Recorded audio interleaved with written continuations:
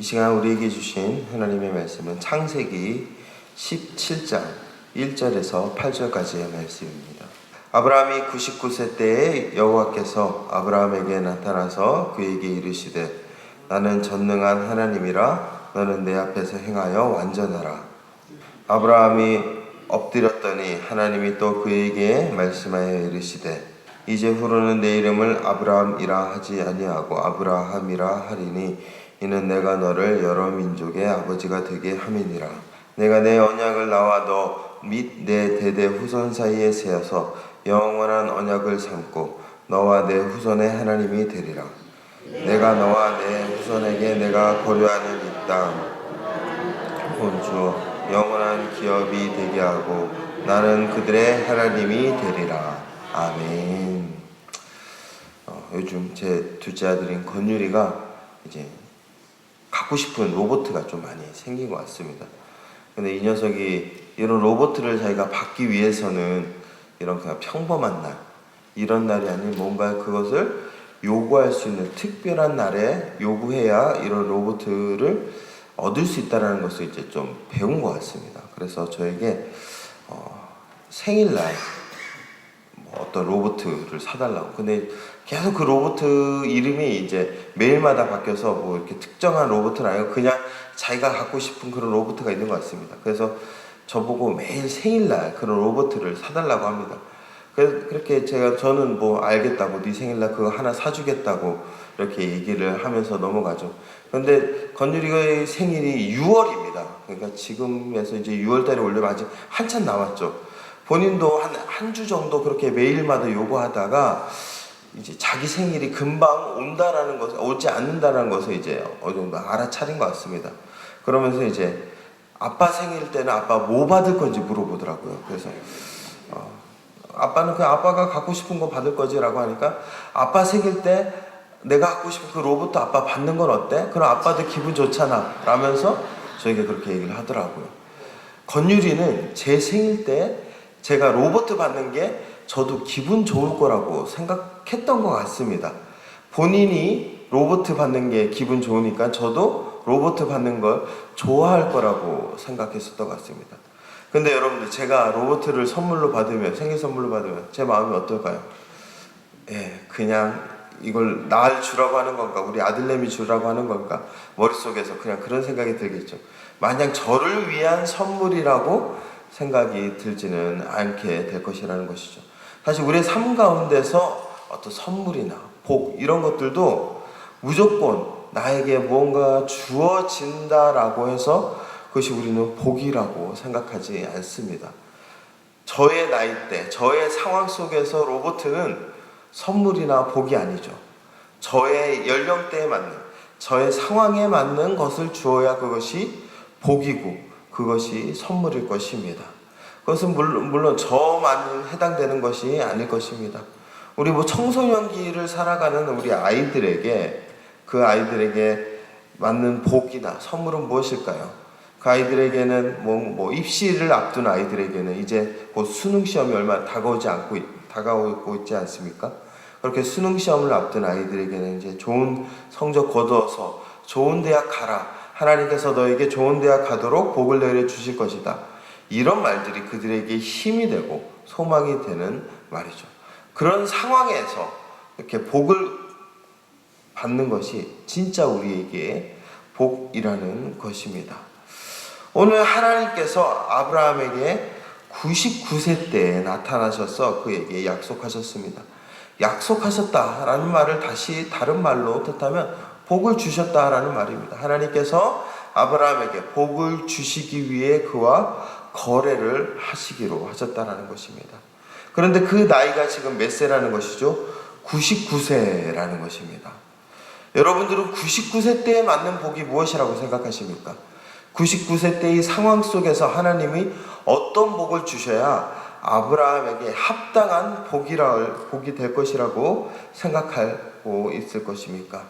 오늘 하나님께서는 아브라함에게 99세 때 이런 복을 약속하셨습니다. 2절에 보니까 너를 크게 번성하게 하리라 라고 그렇게 말씀하고 있죠.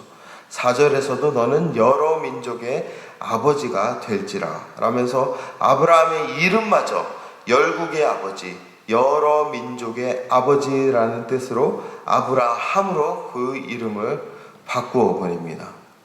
하나님께서는 지금 99세 된 이제 자신의 인생의 황혼기를 맞고 모든 삶을 정리해야 되는 그런 아브라함에게 크게 번성하게 해 주시겠다, 여러 민족의 아버지가 되겠다라고 그렇게 복을 주시고 계신 것입니다. 그럼 우리가 생각하기에 아브라함이 자식이 많아갖고 이제 그 자식들 덕 보면서 이제 그 인생의 마지막은 호사를 누리면서 살겠구나라고 그렇게 생각할 수 있겠죠. 그런데 그렇지 않습니다. 아브라함에게 사실 지금 자식이 있습니까? 없습니다. 물론 하갈을 통해 낳은 이스마엘이 있지만 그 이스마엘이 하나님이 약속하신 어떤 이런 여러 민족의 아버지로서의 정통성을 띈 자식은 아니었습니다. 지금 아브라함에게는 자식이 없는 상황이었습니다. 자식이 없는 99세의 황혼기의 이런 할아버지에게 하나님께서 지금 주신 복은 번성하게 하고 여러 민족의 아버지가 되게 하겠다라는 그런 약속을 해주신 것이죠. 이런 상황에서 이런 이야기가 과연 복일까요? 저주일까요? 올해 저희 할머니가 이제 딱 99세가 되셨습니다. 요양원에 계시는데요. 만약 저희 할머니에게 이런 복을 하나님께서 주신다면 그것이 저희 할머니에게 복이 될까요? 자식이 없다라고 생각한다면 이것은 복이 아니라 마치 놀리는 것처럼 보여질 것입니다. 어떻게 본다라면 지금 아브라함의 이 처지를 마치 하나님께서 그냥 모른 채 함부로 이야기하는 것처럼 보여지고 있는 것이라는 것이죠. 그래서 이 복은 마치 복이라기보다는 저주 같아 보이고 하나님께서 아브라함을 놀리는 것 같아 보입니다. 아브라함의 상황, 아브라함의 나이에 전혀 맞지 않는 복이기 때문에 그렇습니다. 그런데 정말 하나님께서 아브라함의 상황을 몰라서 이런 말씀을 하고 계신 것일까요? 아브라함을 미워서 그냥 아브라함을 놀리려고 하나님께서 지금 이런 말씀을 하신 것일까요? 아니라는 것을 우리는 너무나도 잘 알고 있습니다. 하나님은 지금 정말 아브라함을 축복하신 것이고 아브라함을 통해 그런 일을 하시겠다라고 말씀하고 있는 것입니다. 그렇다면 왜 이것이 우리의 눈에 저주 같아 보이고 이것이 마치 복 같아 보이지 않는 것일까요? 이유는 간단합니다. 아브라함이 99세라는 나이로 보았을 때 이것이 복이 아닌 것처럼 보였기 때문이죠. 결국 우리는 우리의 상황, 우리의 나이, 우리의 그 모습에 맞는 것을 주어질 때 그것을 복이라고 생각합니다. 저의 나이에 로봇가 저에게 선물이 아니듯이 뭔가 사람들의 인식 가운데서는 그 나이에 맞고 그 현 상황에 맞는 것들이 주어져야지만 그것이 복이라는 인식이 있다는 것이죠. 그러나 하나님의 눈에 그렇지 않습니다.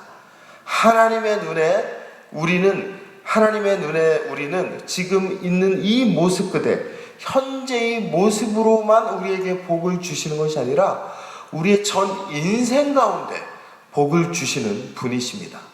그래서 지금 당장 필요한 것이 아니라 나의 전 인생 가운데 필요한 것을 주시는 분이 하나님이십니다. 그래서 지금 당장은 이것이 필요 없어 보이고 지금 당장은 이것이 무의미해 보이고 지금 당장은 이것이 우리를 놀리는 것 같은 그런 말씀이라 할지라도 하나님이 보시기에 우리의 인생의 전 그 모습을 그려보았을 때 그것이 우리에게 반드시 필요한 것이기에 하나님께서 그런 복을 주신 것입니다. 오늘 아브라함도 마찬가지입니다. 지금 당장 아브라함은 자식이 없습니다. 그리고 99세입니다. 그러나 이것은 인간의 상황에 따른 모습이지 인생을 바라보시고 우리의 미래까지 계산하시는 하나님의 입장에서는 그리 중요한 상황이 아니라는 것이죠. 그렇기 때문에 하나님께서는 아브라함의 현 상황이 아닌 그의 모든 인생 또한 그를 통해 이루실 하나님의 놀라운 계획들을 계산하시고 지금 이런 복을 주신 것입니다. 바로 이것이 하나님의 복입니다. 하나님의 복은 지금 당장 나에게 필요한 것이 아닌 우리의 인생 가운데 필요한 것을 주시는 분이십니다. 그것이 지금 당장 나에게는 필요 없어 보입니다. 지금 그것이 당장 나에게는 저주 같아 보일 수 있습니다. 그러나 그것들을 내가 말씀으로 붙잡고 온전히 감당하며 나아가게 될 때 그것이 진정 나의 인생 가운데, 우리 가정 가운데, 우리 교회 가운데 필요한 말씀이 될 수 있다는 것입니다. 하나님의 이러한 상황들을 말씀 가운데서 종종 보여주기도 합니다. 이스라엘이 바벨론에게 멸망당했을 때입니다. 그때 우리의 입장, 우리의 상황 속에서는 하나님이 선택한 거룩한 나라 이스라엘이 망한다는 것 자체가 성립이 되지 않았습니다. 그래서 그 바벨론의 침공과 그 멸망 앞에서 끝까지 저항해서 맞서 싸우고 바벨론의 포로로 끌려가지 않는 것이 오히려 복이고 오히려 믿음을 지키는 것이라고 우리는 생각할 수 있을 것입니다. 근데 하나님이 보시기에 아니었습니다. 이스라엘은 범죄했기 때문에 벌받아야 했습니다. 그렇기 때문에 하나님이 보시기에 이스라엘에게 있어서 가장 합당한 선은 바벨론 포로로 끌려가는 것이었습니다. 그래서 하나님의 때에 그들이 거기에서 근신하고 인내하고 수고하여서 이후에 고레스 왕 때 70년 뒤에 다시 귀환하는 것이 하나님의 계획이었고 이스라엘에게 있어서 가장 좋은 그들의 모습이었던 것이었죠. 그래서 하나님은 그때 당시 예레미야를 통해 너희들 바벨론이 너희들을 쳐들어왔을 때 거기에 저항하지 말고 순응하여 그냥 그들의 포로로 끌려가라. 그것이 남은 그루터기가 될 것이다. 그들이 하나님의 약속의 새 언약의 백성들이 될 것이다 라고 예레미야를 통해 말씀하셨던 것이었죠. 당장은 바벨론 포로로 끌려간다라는 그 말씀이 저주 같아 보이고 그것이 이스라엘에게 있어서 합당하지 않은 것 같아 보였지만 이스라엘의 전 역사, 이스라엘의 회복을 위해서는 필요한 말씀이었다는 것입니다. 이처럼 하나님은 지금 당장이 아닌 우리의 그 미래까지도 계산하여서 우리에게 복을 주시는 분이십니다. 이런 하나님을 오늘 말씀 1절에서 전능한 하나님이다 라고 그렇게 이야기하고 있습니다. 여러분, 전능함이 무엇을 뜻하는 것이죠? 전능함은 못하는 것이 없다, 뭐든지 다 할 수 있다, 뭐 이런 뜻도 되지만 또한 우리가 볼 수 없는 것, 우리가 깨달을 수 없는 것, 우리가 알 수 없는 그 미지의 세계까지 다스리고 계신다라는 의미도 포함됩니다. 결국 하나님은 우리가 볼 수 없는 그 미래의 세계의 모든 것까지 다 파악하시고 그것들을 가장 합당한 선으로 만들기 위해서 큰 그림, 요즘 말로 말하면 빅피처라고 하죠. 큰 그림을 그리시고 계신다는 것입니다. 우리가 이런 하나님을 바라보는 것이 믿음입니다. 이런 하나님을 의지하는 것이 믿음이라는 것이죠. 그러면서 하나님은 자신이 전능한 하나님이라고 말씀하면서 우리에게 요구하는 것이 있습니다. 그것이 무엇이죠? 너는 내 앞에서 행하여 완전하라 라고 그렇게 말씀하고 있습니다. 완전하라. 여러분, 완전해야 된다는 말씀이 어떤 것일까요? 흠이 없어야 된다는 말씀인가요? 하나님께서 전능하시니까 못하는 것이 없고 우리의 모든 것을 다 속속들이 다 아시니까 우리는 그 앞에서 조금의 일말의 죄라도 저지르면 안 된다. 마음속에 어떤 그 거부한 하나님 앞에서 합당하지 않는 마음조차 지으면 안 된다라는 말일까요? 아닙니다. 사실 그런 말이었다면 아브라함은 완전할 수가 없겠죠. 하나님께서 아브라함에게 요구하시는 완전함은 이 앞서 말씀드린 2절부터 8절까지 나오는 이 약속을 온전히 붙잡고 이 약속 앞에서 순종하라라는 것입니다. 믿음으로 그 약속을 붙잡을 때 그때 그 모습이 하나님 보시기에 완전하다라는 것입니다. 아브라함이 이 말씀을 믿었더니 하나님께서 이것을 그의 의로 여기셨다라고 창세기에 증언하고 있습니다. 아브라함이 뭔가 완벽하게 산 것이 아니었고 아브라함이 뭔가 마음속으로 하나님 앞에 흠이 없는 그런 마음가짐을 가졌다는 것이 아닙니다. 그냥 아브라함은 지금 당장에는 나에게 필요 없어 보이고 나에게는 이것이 과연 의미가 있나 생각이 드는 그런 약속이라 할지라도 이것이 진정한 축복임을 믿고 그 약속을 끝까지 죽는 날까지 붙잡으며 살아가는 그 순종, 그 믿음을 하나님께서는 완전한 믿음, 온전한 믿음으로 여기신다라는 것입니다. 아브라함은 그래서 이 말씀을 붙잡았더니 정말 하나님께서 그의 인생 가운데 이삭을 주셨습니다. 이삭이 무슨 뜻이죠? 웃음이라는 뜻입니다. 약속을 붙잡았더니 그의 인생을 웃게 하셨습니다. 저는 오늘 이 자리에 계신 모든 성도님들이 하나님의 약속을 붙잡아 웃게 되는 그런 축복이 있기를 소망합니다.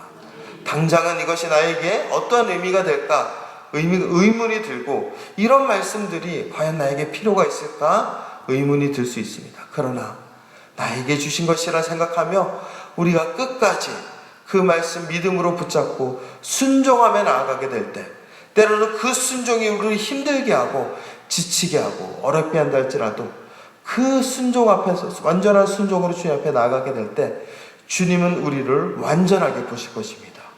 그리고 우리에게 하신 그 약속을 이루어 주실 것입니다. 오늘 이 말씀을 붙잡고 우리의 삶 가운데서 우리도 아브라함처럼 웃음 질 수 있는 그런 귀한 복된 삶 살아가길 주님의 이름으로 소망하고 축복합니다. 이 시간 함께 기도하며 나가겠습니다. 하나님, 내가 말씀 붙잡겠습니다. 내가 말씀 의지하여 순종하겠습니다. 그래서 지금 당장은 나의 삶 가운데 하나님께서 복을 주시지 않는 것 같다 할지라도 정말 나의 인생 가운데 필요한 것을 주신 하나님을 내가 믿고 신뢰하며 순종하며 살아가게 하여 주시옵소서. 우리 그런 결단하는 마음으로 함께 통성으로 기도하며 나가겠습니다. 하나님, 우리의 인생을 계획하시고 우리를 이끄시고 우리가 알 수 없는, 우리가 볼 수 없는, 우리가 계산할 수 없는 곳까지 판단하시고 예비하여 주시는 그 하나님의 놀라운 섭리를 우리가 다시 한번 깨닫길 원합니다. 그래서 우리가 날마다 믿음으로 주님 의지하며 살아가게 하여 주시옵소서. 주님 말씀 붙잡고 살아가게 하여 주시옵소서. 언제나 주님의 말씀 붙잡고 순종하며 살아가게 하여 주시옵소서. 지금 당장은 이것이 나에게 필요 없어 보이고 무의미해 보인다 할지라도 우리의 인생을 이끄시는 그 하나님의 섭리를 우리가 의지하여 신뢰하여 날마다 기쁨으로 주님 앞에 완전하게 살아갈 수 있는 우리 모든 믿음의 권속들 될 수 있도록 주님 축복하여 주시옵소서. 오늘 찬양으로 주님 앞에 영광 돌린 영화부 유튜브를 유아부를 통하여서 하나님 아버지 주님 그 찬양 기뻐 받아 주시옵시고, 우리 많은 교사 선생님들이 우리 아이들에게 하나님의 축복을 마음껏 부어줄 수 있는 축복의 통로가 될 수 있도록 우리 선생님들 함께하여 주시옵소서. 오늘 이 자리에 함께하는 모든 이들 정말 주님 앞에 나아가 결국 주님이 웃음 짓게 하는 그날을 소망하며 바라보며 나아갈 수 있도록 주님 동행하여 주시옵소서. 감사드리며 예수 그리스도 이름으로 기도합니다. 아멘. 이제는 우리 주 예수 그리스도의 크신 은혜와 하나님의 끝없는 사랑과 성령님의 교통하심과 인도하심이 주님께서 말씀하시는 그 약속을 붙잡고 주님이 주시는 웃음을 기대하며 소망하며 나아가길 원하는 우리 모든 믿음의 권속들 가운데, 우리 영화부 유아부 모든 교사 선생님들 가운데 이제부터 영원토록 함께 하시기를 간절히 축원하옵나이다. 아멘.